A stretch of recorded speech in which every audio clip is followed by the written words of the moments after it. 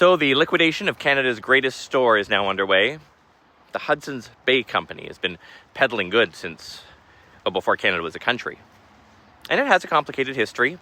In its early days, it sold fur for hats, for fashion, luxuries for distant lands. And to get that fur, they needed indigenous trappers. So the Bay set up shops, trading blankets and bullets for beaver pelts. Sometimes that exchange was cooperative. More often than not, it was exploitation dressed up as partnership.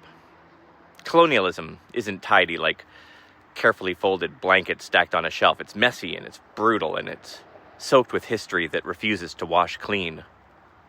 But now it's over. Phone lines disconnected, rewards points suspended, 9,300 jobs evaporated. What happened? How do you go from being the backbone of Canadian retail to, would you like to buy the mannequins?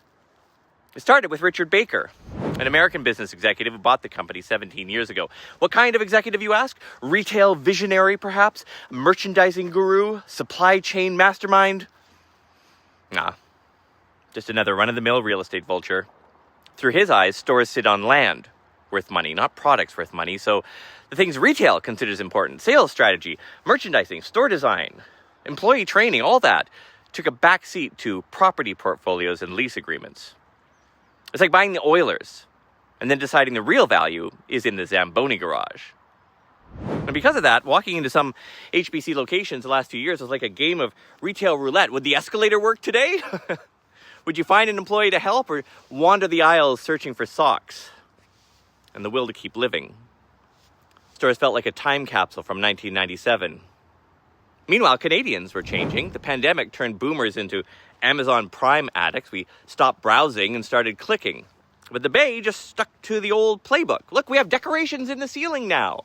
The Clinique counter is open late. While the world shifted, the Bay bet it could ride out the storm by doing absolutely nothing.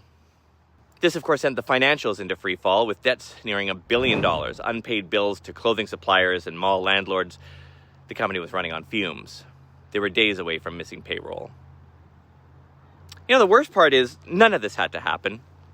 Hudson's Bay wasn't killed by Amazon. It wasn't killed by millennials or Shein or TikTok. It was killed by indifference.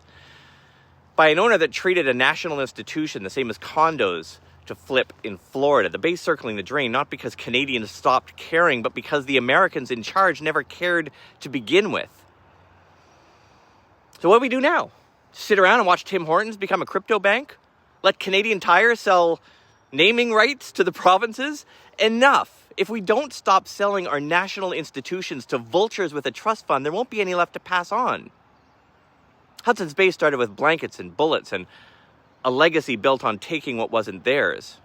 It started with taking land. It ends with selling it. Colonialism hasn't vanished. It's just better dressed. You want to make a quick buck? Go flip a condo.